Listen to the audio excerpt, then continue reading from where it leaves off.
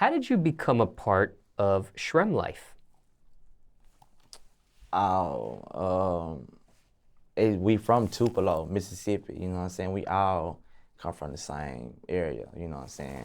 And Tupelo so small, if you making noise in Tupelo, everybody that making noise gonna know about each other, you know what I'm saying? So Jimmy and Sway, they always been doing their little music thing or whatever. But now I'm like they big brother in the music. Like I was doing my thing too, like getting on stages, you know what I'm saying, at every club, doing my thing as well as they was doing their thing. So my cousin P Nasty, he was an ear drummer, and he ended up bringing them out to Atlanta or whatever, and that's how they ended up meeting Mike Will and my cousin. They Jay Sremmurd, he's a DJ, and it's like a family tie, you know what I'm saying? Like, you know what I'm saying? It's just real deep, you know what I'm saying? We all like brothers, family. So it's like real deeper than just music, you know what I'm saying? Like, it's genuine, you know what I'm saying? It's Sremm Life over nothing. But not biologically related, technically. Nah, but that wouldn't even make us no closer. Now, do you remember the first time you met Jim or Sway? Mm-hmm. Can you take us back to that moment, paint that picture? We was the first time I already knew them like from their dad or whatever. But like the first, like when I used to come to their house when they was little, they always used to be in the back room and record.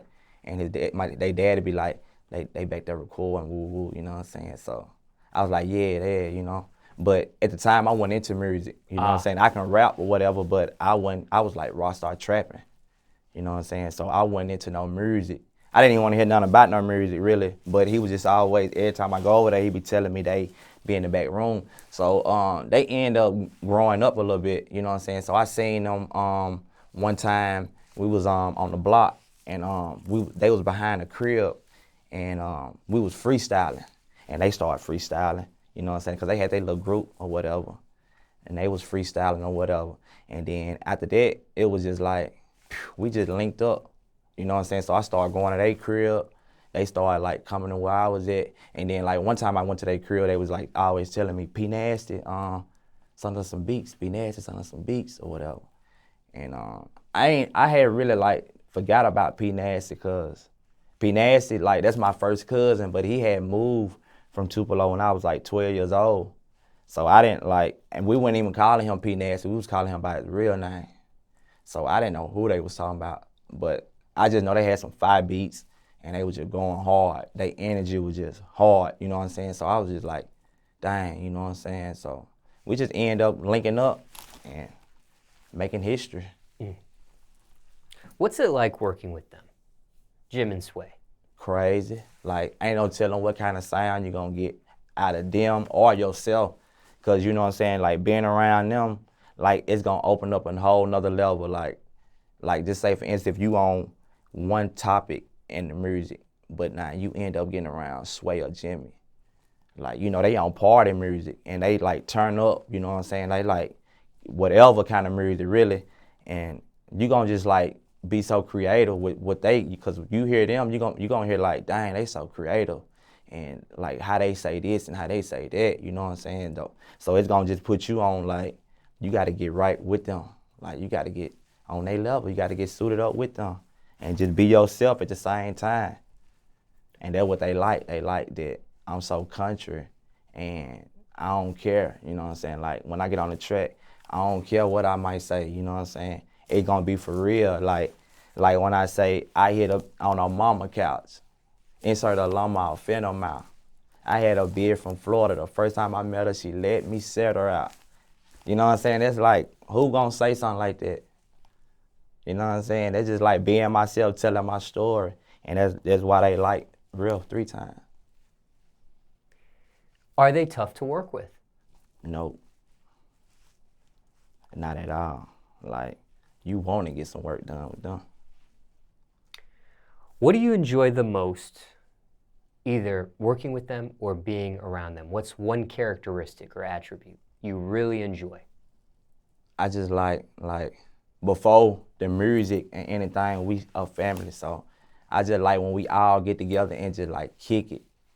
You know what I'm saying? Cause like we all came from the bottom. You gotta look at it, we all really came from nothing. And not all of us having some, and we can just like go over here and do this, go over there and do that, go over here with the same people that you was just seeing that have nothing. That's like precious. You know what I'm saying? Like, I wouldn't trade that moment for nothing. Now, on the opposite end of the spectrum, is there a pet peeve you have when you work with them? You know, just be myself, really. Like if I even try something like off the wall, like just say for instance, if I'm just trying something, Slim will be like, Riff, man, you gotta be ratchet.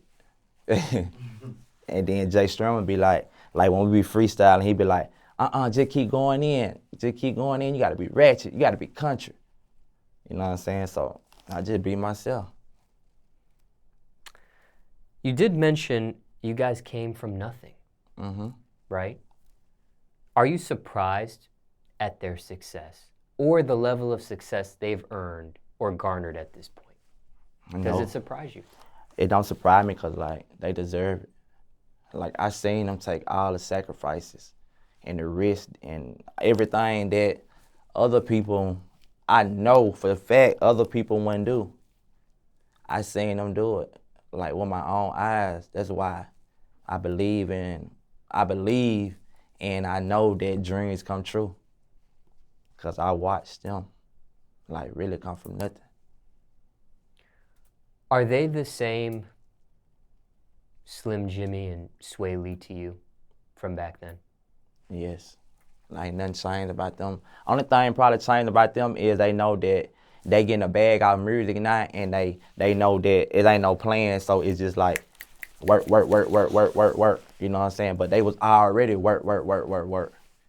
You know what I'm saying? So, but once you get your first check off, something you love to do, it's like, man, I'm finna explode. Biggest advice or most important thing you learned being around them? Keep going hard.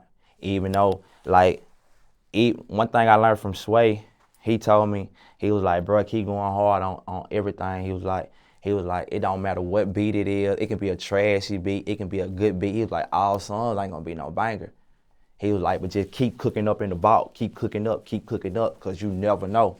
You know what I'm saying? If you catch one good wave, all the other songs that was not bangers, they gonna be bangers to somebody else because you got their attention. So it's just all about consistency. Now, you've done music with them. Was there ever a thought on maybe doing a full project with them as like a collab, like either you and Jimmy together on one project, or you and Swae, or maybe you and both? Or? I mean, it's only right if we do something, it's Sremm Life Crew, you know what I'm saying? That's the label that I'm signed to, so it's like me, Slim, Swae, Bobo, Swae. So it's all of us, you know what I'm saying? So it's only right if we do a project, we just get together and go crazy. And then when you got J Sremmurd on the beat, you got G-Lo, G-Sremmurd, he make beats. You know what I'm saying? So that's gonna be a full Sremm Life Crew project. So it don't get no better than that. You know what I'm saying? And we know we had the trail mix. We always do the trail mix. We're working on trail mix 2 right now. Trail mix 2 is coming right now.